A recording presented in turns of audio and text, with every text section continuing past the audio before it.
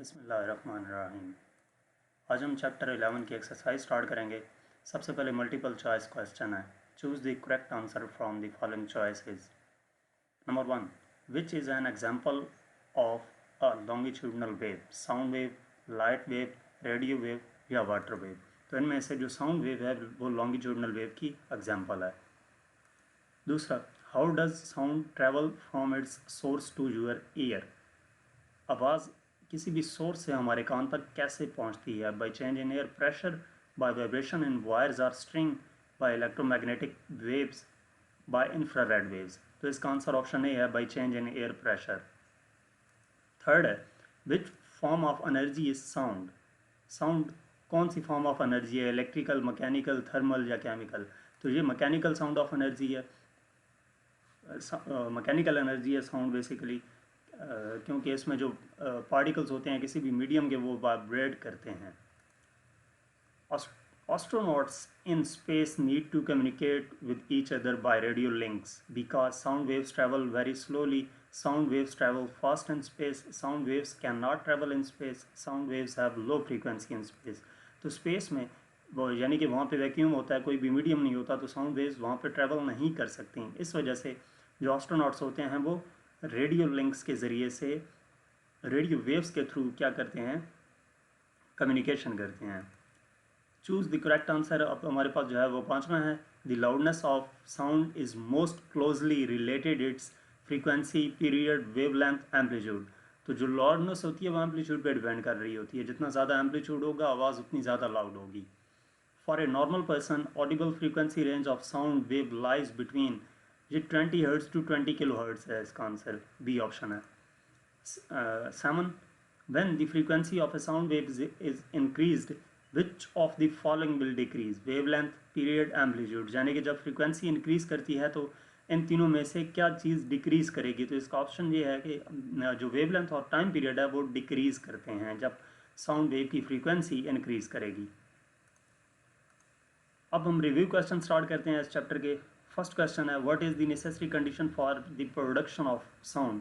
Sound produce करने के लिए नेसेसरी कंडीशंस हमारे पास क्या हैं? देयर आर टू कंडीशंस, दो कंडीशन है कोई भी साउंड प्रोड्यूस करने के लिए। The body must vibrate, body लाजमी वाइब्रेट कर रही होगी तब साउंड प्रोड्यूस होगा। दूसरा, there must be a medium which sound can travel, हमेशा को मीडियम होना चाहिए जिसमें साउंड ट्रैवल करेगा। दूसरा है, what is the effect of medium on the speed of sound? Speed of sound पे मीडियम का क्या इफेक्ट होता है? In which medium sound travels more faster, air, solid और लिक्विड? Justify your answer. कि मीडियम का इफेक्ट क्या होता है किसी भी स्पीड ऑफ साउंड पे, और किस मीडियम में साउंड ज़्यादा फास्टर ट्रैवल करता है, सॉलिड में, लिक्विड में या गैस में? इफेक्ट ऑफ मीडियम क्या है? The speed of sound depends on two factors, दो फैक्टर्स पे स्पीड ऑफ साउंड डिपेंड कर रहा होता है, एक इलास्टिसिटी और दूसरा density. The more elastic a medium the greater the speed, the more dense the medium slower the speed of sound. यानी कि अगर इलास्टिसिटी ज़्यादा होगी किसी भी मीडियम की तो वहाँ पे स्पीड ज़्यादा होगी, और अगर डेंसिटी उस मीडियम की ज़्यादा है तो वहाँ पे स्पीड कम होगी। इसके बाद जो कंपैरिजन है मीडियम का, यानी कि सॉलिड, लिक्विड या गैस, किस में साउंड ज़्यादा ट्रैवल करता है फास्ट? तो sound is actually the vibration of molecules of the medium. Sound क्या होता है? वाइब्रेशन। किसी भी मीडियम के जो पार्टिकल्स होते हैं उनमें वाइब्रेशन को हम साउंड का नाम देते हैं। Sound travels faster in those mediums that are more dense, यानी कि जिसके ऐसा मीडियम जिसके पार्टिकल्स आपस में क्लोज होंगे, जो जिनकी डेंसिटी ज़्यादा होगी, उसको हम क्या कहेंगे कि उसमें साउंड ज़्यादा फास्ट ट्रैवल करता है। And can transmit their energy to the other particles more easily. और जाहिर सी बात है जब पार्टिकल्स क्लोज होंगे तो जो पार्टिकल्स होंगे वो अपनी एनर्जी अगले पार्टिकल्स को इजीली ट्रांसफ़र कर सकेंगे। Therefore sound travels faster in solids than liquids and then air. तो इस वजह से जो साउंड होता है वो सॉलिड्स में ज़्यादा फास्ट ट्रैवल करता है लिक्विड और एयर की निस्बत। वैसे भी जो साउंड जो सॉलिड होता है उसके जो पार्टिकल्स होते हैं वो लिक्विड और एयर की निस्बत ज़्यादा क्लोज होते हैं, इस वजह से वहाँ पे साउंड ज़्यादा फास्ट ट्रैवल करेगा। नेक्स्ट हमारे पास क्वेश्चन है, third question, how can you prove the mechanical nature of sound by a simple experiment? Mechanical nature simple experiment की मदद से कैसे प्रूव कर सकते हैं? तो the bell jar operators is placed in the plate of form of a vacuum pump.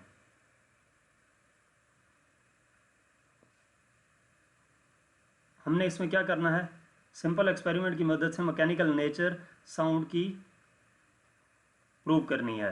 तो bell jar operators हमारे पास जो मौजूद है, an electric bell is suspended in the bell jar with the help of two wires connected to a power supply. दो wires की मदद से एक बेल जार को इस बेल को इस जार के अंदर फिक्स किया गया है।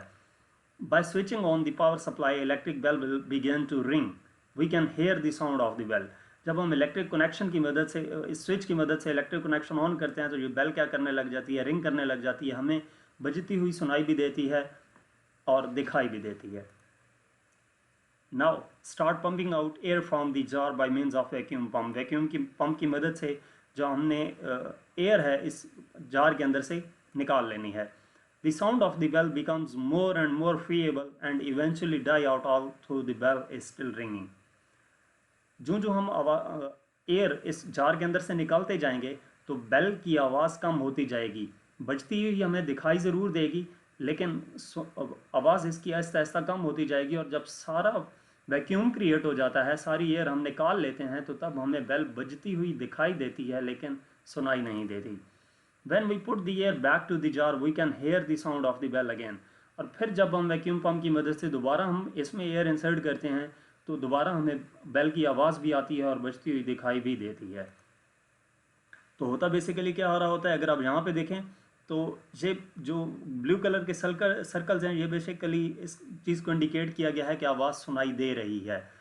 तो यहाँ पे अगर आप देखें कि जब प्रेशर 10 पे था तो आवाज़ सुनाई दे रही है, जब वैक्यूम पंप की मदद से सारी एयर निकाल ली, प्रेशर 0 कर दिया, तो इसका मतलब क्या है कि साउंड हमें सुनाई नहीं दे रही थी, यानी कि ये बेल बज तो रही है लेकिन आवाज़ नहीं आ रही। ये कब है, जब हमने वैक्यूम पंप की मदद से सारी जो एयर है वो इसमें से निकाल ली थी। From this experiment, we can conclude that sound waves can travel in the presence of air or another medium. और यही नेचर किसकी थी, मैकेनिकल नेचर थी वेव की, कि जो वेव होती है उसको ट्रैवल करने के लिए किसी मीडियम की ज़रूरत होती है। नेक्स्ट क्वेश्चन है हमारे पास, what do you understand by the longitudinal wave, describe the longitudinal nature of sound wave. Longitudinal waves होती क्या हैं और लॉन्गिट्यूडनल नेचर साउंड वेव्स की हमने डिस्क्राइब करनी है। Propagation of sound waves is produced by vibrating tuning fork. जो propagate होती हैं साउंड वेव वो किस से प्रोड्यूस होती हैं, वाइब्रेटिंग ट्यूनिंग फॉर्क से। इसकी डेफिनेशन आपने टॉपिक से देख लेनी है, वो यहाँ पे टाइप करना भूल गया था लॉन्गिट्यूडनल वेव्स की। तो यहाँ पे जस्ट डिस्क्राइब कर रहे हैं कि लॉन्गिट्यूडनल वेव्स जो साउंड वेव्स की होती हैं वो कैसे होती हैं। Before the vibration of tuning fork, density of air molecule on the right side is uniform. जब हमने ट्यूनिंग फॉर्क को वाइब्रेशन अभी स्टार्ट नहीं हुई तो इसकी राइट साइड पे देखें तो ये जो एयर है वो यूनिफॉर्मली मौजूद है हमारे पास।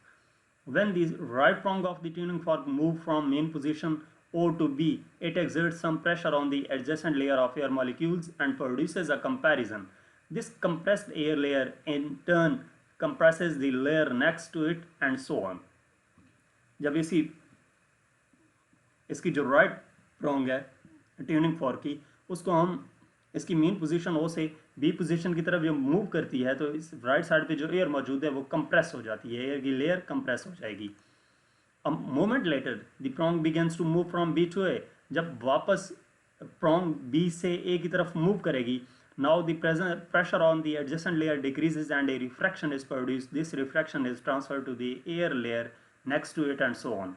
जब ये वापस B से A की तरफ करती है तो यहाँ पे जो एयर मौजूद थी उसके अंदर क्या होगा, रिफ्रैक्शन प्रोड्यूस होगा, यानी कि उस एयर की जो लेयर थी उसमें पहले यूनिफॉर्म थी तो ऐसे थी, कंप्रेस हुई तो ऐसे हो गई, और यहाँ पे रेयरफैक्शन प्रोड्यूस होगा तो उनकी लेयर के दरमियान गैप आ जाएगा।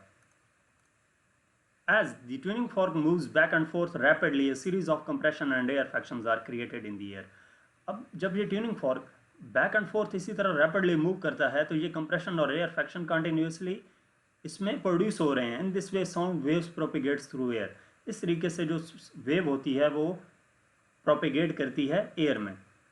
As the direction of propagation of sound waves is along the direction of oscillating air molecules, this shows longitudinal nature of the sound waves। यानी कि जो मीडियम के पार्टिकल्स हैं वो उसी डायरेक्शन में मूव कर रहे हैं जिस डायरेक्शन में ये वेव मूव कर रही है, तो इस वजह से क्या है कि ये लॉन्गिट्यूडनल नेचर है वेव की। नेक्स्ट क्वेश्चन हमारे पास है fifth, sound is a form of wave, list at least 3 reasons to support the idea that sound is a wave. हमने 3 रीजंस लिखनी है कि साउंड वेव है। फर्स्ट रीजन क्या है, sound wave carries energy like other waves, therefore sound is a form of wave. Sound waves energy carry करती हैं, जैसे बोल रहे हैं साउंड एनर्जी, तो हम जब बोल रहे हैं तो हमारी आवाज़ किसी बंदे तक पहुंचती है, वो उसको सुन रहा है, तो बेसिकली क्या हुआ कि हमारे बोलने से जो साउंड था वो प्रोड्यूस हुआ, और वेव्स के एयर के through, air as a medium है उसके अंदर वाइब्रेट होता हुआ उसके जो एयर के पार्टिकल्स हैं वो वाइब्रेट करते हैं, तो हमारी आवाज़ दूसरे तक पहुंचती है। तो बेसिकली क्या है कि साउंड एक एनर्जी की फॉर्म है, वो एक जगह से दूसरी जगह ट्रैवल हुई। दूसरा पॉइंट क्या है, sound wave obeys the property of reflection, refraction, diffraction like other waves, therefore sound is form of the wave. यानी कि वेव्स की जो प्रॉपर्टीज़ होती हैं, रिफ्लेक्शन, रिफ्रैक्शन और डायफ्रैक्शन, जो साउंड वेव्स हैं ये इन तीनों प्रॉपर्टीज़ को ओबे करती है, इस वजह से ये भी क्या है दूसरी रीज़न है कि साउंड एक वेव है। और तीसरा, sound wave obeys the property of interference like other waves, therefore sound is the form of wave. और साउंड वेव क्या करती है, इंटरफेरेंस का जो फिनोमेना है जो वेव्स का, इसको भी फुलफिल करती है, इस वजह से साउंड क्या है एक फॉर्म ऑफ वेव है। इंटरफेरेंस क्या होती है ये आप फर्दर नेक्स्ट क्लासेस में पढ़ेंगे। नेक्स्ट क्वेश्चन है, we know that waves manifest phenomena of reflection, refraction and diffraction, does sound also manifest this characteristics. यानी कि जो साउंड है वो रिफ्लेक्शन, रिफ्रैक्शन और डायफ्रैक्शन पे तो पूरा उतरती है, क्या उसकी कैरेक्टरिस्टिक्स भी साउंड के अंदर पाई जाती हैं? Yes, sound waves also manifest the characteristics like refraction, reflection, refraction and diffraction। यानी कि अगर जो साउंड है वो रिफ्लेक्शन, रिफ्रैक्शन और डायफ्रैक्शन को पूरा कर रही है, तो इसका मतलब ये है कि उसकी जो कैरेक्टरिस्टिक्स हैं वो उनको भी पूरा कर रही होगी। फर्स्ट क्या है, eco is the particle practical example for the reflection of sound waves. Eco ये एक प्रैक्टिकल एग्जाम्पल है रिफ्लेक्शन ऑफ साउंड की।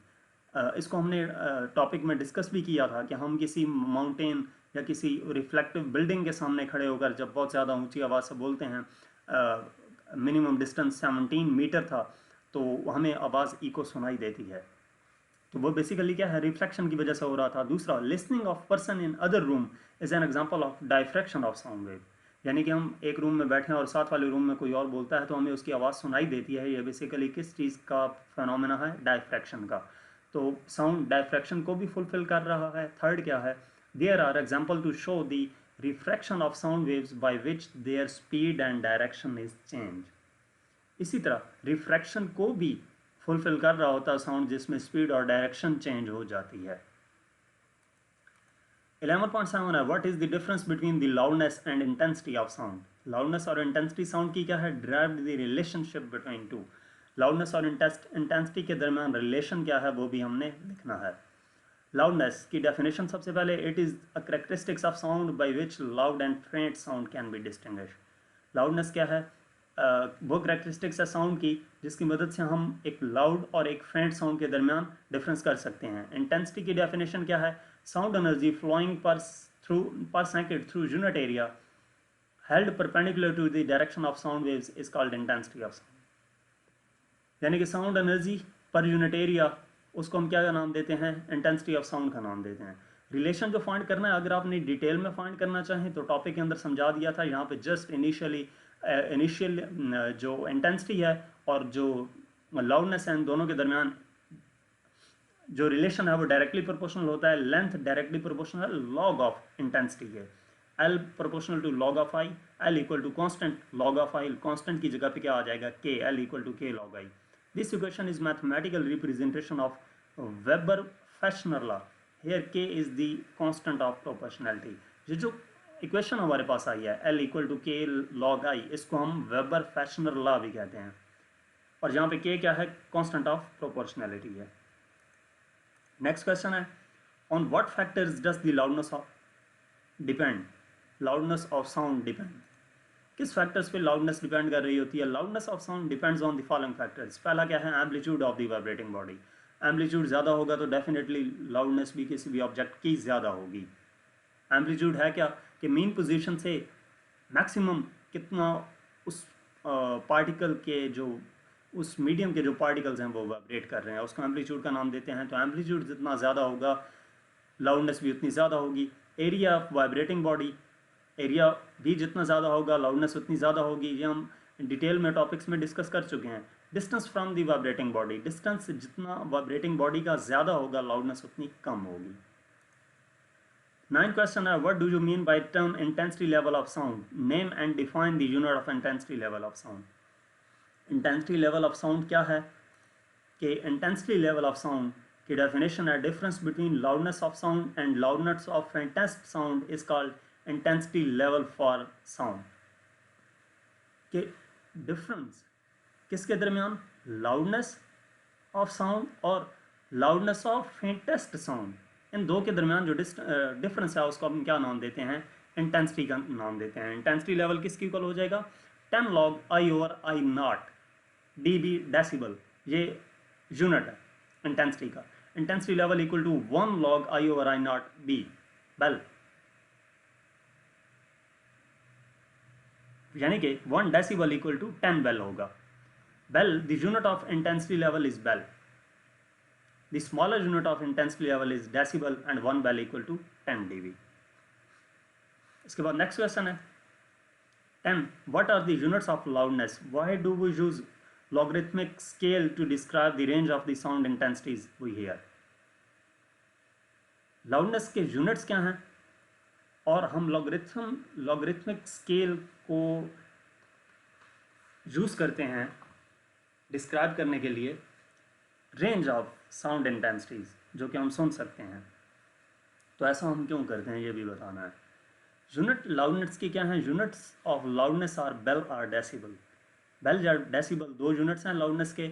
Audio meters and sound measurement equipments are specifically design to show audio levels in decibels.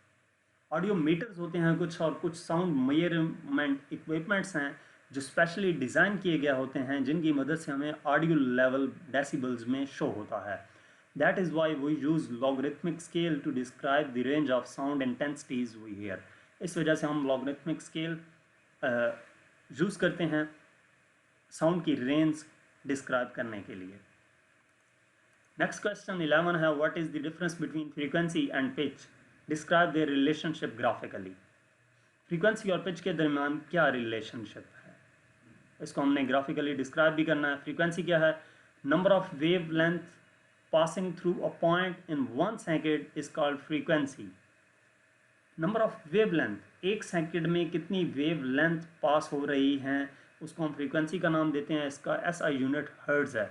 और pitch क्या है, pitch is the quantity of sound due to which a shrill and grave voice can be distinguish, यानी कि बारीक और भारी आवाज़ में हम डिफरेंस कर सकते हैं, उसको हम पिच का नाम देते हैं।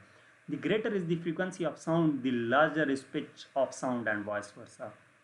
फ्रीक्वेंसी ज़्यादा होगी तो पिच भी ज़्यादा होगी, अगर फ्रीक्वेंसी कम है तो पिच भी क्या होगी, कम होगी। और ये इसका ग्राफ दिखाया गया है। Low pitch sound with lower frequency, यहाँ पे पिच भी कम है और फ्रीक्वेंसी भी कम है। यहाँ पे क्या है, higher pitch sound with higher frequency, pitch भी ज़्यादा है और फ्रीक्वेंसी भी ज़्यादा है। 11.12 describe the effect of change in amplitude on loudness and effect of change in frequency on pitch of sound. Change in amplitude on loudness और दूसरा क्या, change in frequency on pitch, इन दो चीज़ों को डिफाइन करना है। By increasing amplitude of the vibrating body, जब हम इंक्रीज करते हैं एम्पलीट्यूड किसी भी वाइब्रेटिंग बॉडी का, लाउडनेस आल्सो इंक्रीजेज, तो लाउडनेस भी इंक्रीज करती है, यानी कि डायरेक्टली प्रोपोर्शनल है। एम्पलीट्यूड इंक्रीज करने से लाउडनेस इंक्रीज करेगी। दूसरा, by increasing the frequency of vibrating body the pitch increases as well and vice versa. और इसी तरह जब हम फ्रीक्वेंसी किसी भी वाइब्रेटिंग बॉडी की इंक्रीज करते हैं तो वहाँ पे उसकी पिच भी इंक्रीज करती है, यानी कि पिच भी डायरेक्टली प्रोपोर्शनल है फ्रीक्वेंसी के। नेक्स्ट क्वेश्चन 13 है, if the pitch of sound is increased what are the changes in the following. अगर हम पिच इंक्रीज कर देते हैं किसी भी साउंड की तो उसकी फ्रीक्वेंसी पे क्या इफेक्ट पड़ेगा, वेव लेंथ पे क्या इफेक्ट पड़ेगा, वेव वेलोसिटी पे क्या इफेक्ट पड़ेगा और एम्पलीट्यूड ऑफ द वेव पे क्या इफेक्ट पड़ेगा। फ्रीक्वेंसी पे क्या इफेक्ट पड़ेगा? If the pitch of the sound is increased it's frequency is also increased. Pitch increase करने से फ्रीक्वेंसी इंक्रीज कर जाएगी। दूसरा, वेवलेंथ, अगर हम वेवलेंथ इंक्रीज करते हैं तो पिच डिक्रीज करेगी, वेवलेंथ डिक्रीज करेंगे तो पिच इंक्रीज कर जाएगी, यानी कि इनवर्सली प्रोपोर्शनल आएगा यहाँ पे। वेव वेलोसिटी इंक्रीज करने से, पिच अगर हम इंक्रीज करते हैं तो वेव वेलोसिटी क्या होगी? इंक्रीज कर जाएगी। पिच इंक्रीज करने से वेव वेलोसिटी इंक्रीज कर जाएगी और पिच डिक्रीज करने से वेलोसिटी डिक्रीज कर जाएगी। डी क्या है? Amplitude of the wave, if the pitch of the sound is increased the amplitude of the wave does not change because pitch of sound does not depends on the amplitude. यानी कि अगर हम pitch increase करते हैं तो उसका amplitude पे कोई इफेक्ट नहीं पड़ेगा, क्योंकि एम्पलीट्यूड पिच पे डिपेंड नहीं कर रहा होता। नेक्स्ट क्वेश्चन है हमारे पास, इफ वी क्लैप और speak in front of a building while standing at a particular distance we rehear our sound after some time, can you explain how does this happen? कि जब हम किसी building या mountain के सामने खड़े होकर कुछ डिस्टेंस पे हम बोलते हैं या क्लैप करते हैं तो हमें वो आवाज़ दोबारा सुनाई देती है, ऐसा क्यों होता है? इसको हमने एक्सप्लेन करना है। इफ़ वी क्लैप और speak in front of a building while standing at a particular distance we rehear our sound after some time. हम किसी बिल्डिंग के सामने एक पर्टिकुलर डिस्टेंस पे खड़े होने के बाद बोलते हैं या क्लैप करते हैं तो हमें आवाज़ सुनाई देती है। उसकी रीज़न क्या है? This is due to echo and is a result of reflection of sound from the surface. ये क्या है? इको है और रिजल्ट है किस चीज़ का? Reflection of sound from the surface. When sound is incident on the surface of a medium, जब sound किसी भी सरफेस पे पड़ता है, it bounces back into the first medium, वो उससे टकरा के वापस पहले मीडियम में आ जाता है। This phenomena is called echo और रिफ्लेक्शन ऑफ साउंड। इस फेनोमेना को हम क्या कहते हैं? इको या रिफ्लेक्शन ऑफ साउंड कहते हैं। रिफ्लेक्शन ऑफ वेव भी यही था।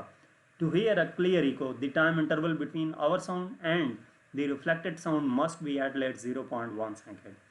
यानी कि क्लियर इको सुनने के लिए जो टाइम इंटरवल है हमारे साउंड और रिफ्लेक्टेड साउंड के दरमियान वो लाजमी 0.1 सेकेंड का होना चाहिए, तब हमें इको सुनाई देगा, अदरवाइज नहीं।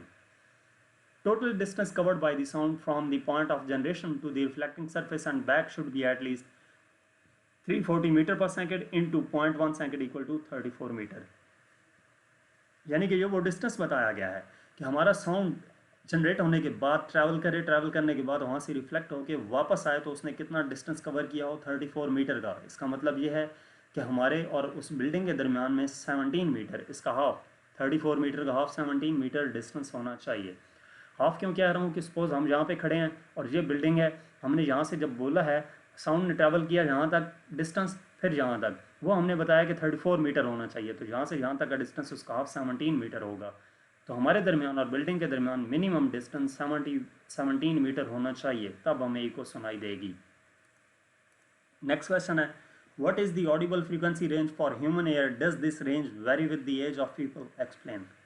Audible frequency range human ear की क्या है और ये रेंज वेरी करती है एज के साथ या नहीं? एक्सप्लेन करना है इसको। Range of the frequencies which a human ear can here is called the audible frequency range. Audible frequency range वो रेंज होती है जिस फ्रीक्वेंसी रेंज को इंसान सुन सकता है। A normal ear can hear a sound only if its frequency lies between 20 hertz to 20,000 hertz. यानी कि 20 हर्ट्ज से लेकर 20,000 हर्ट्ज तक की जो फ्रीक्वेंसी है वो इंसान सुन सकता है। Different people have different range of audibility. मुख्तलिफ लोगों की मुख्तलिफ रेंज होती है आवाज़ सुनने की, फ्रीक्वेंसी रेंज सुनने की। It also decreases with age, और ये क्या करती है? डिक्रीज करती है एज के साथ साथ। Young children can hear sounds of 20,000 hertz but old people can not here sound even 15,000 hertz. यानी कि जो यंग चिल्ड्रंस होते हैं वो 20,000 हर्ट्ज तक की फ्रीक्वेंसी की आवाज़ सुन सकते हैं, लेकिन जो लोग बूढ़े हो जाते हैं वो इवन के 15,000 हर्ट्ज की फ्रीक्वेंसी भी नहीं सुन सकते। नेक्स्ट क्वेश्चन है, explain that noise is a nuisance. Noise pollution is the disturbance or excessive noise that may harm the activity or balance of human or animal life.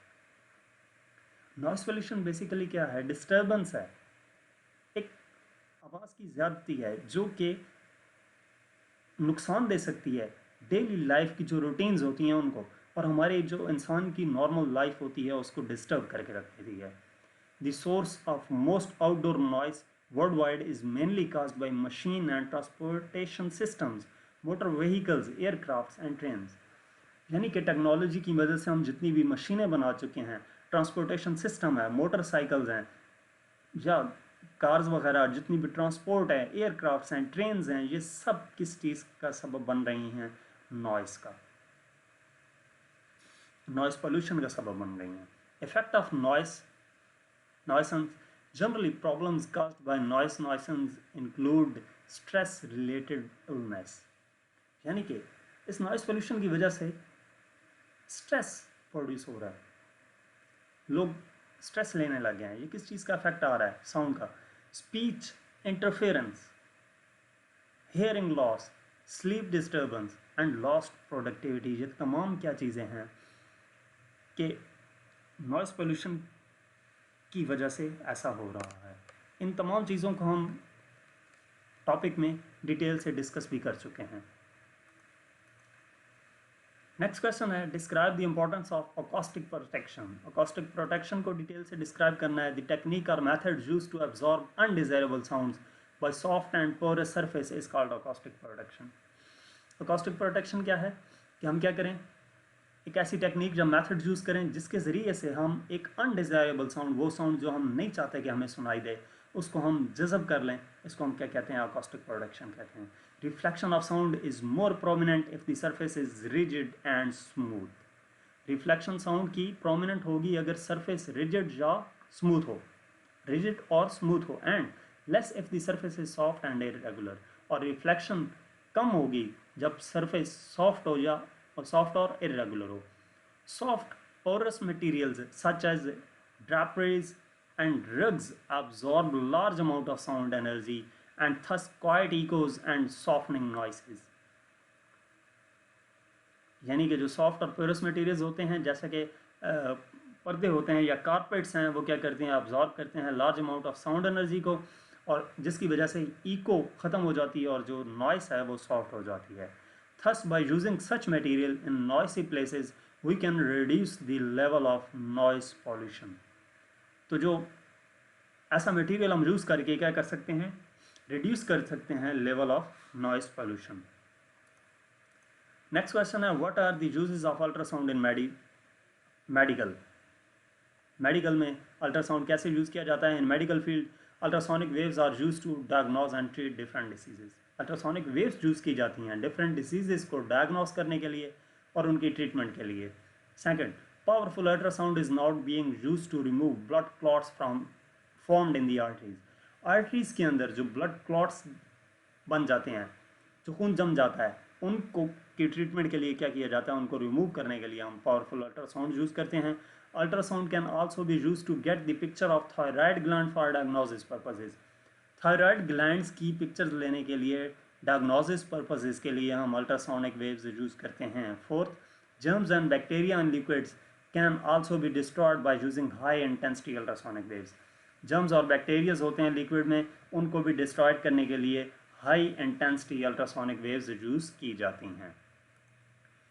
तो यहाँ तक हमारे चैप्टर 11 के रिव्यू क्वेश्चंस थे. Conceptual questions के लिए next lecture देखने के लिए मेरा यूट्यूब चैनल विजिट करें. Thank you.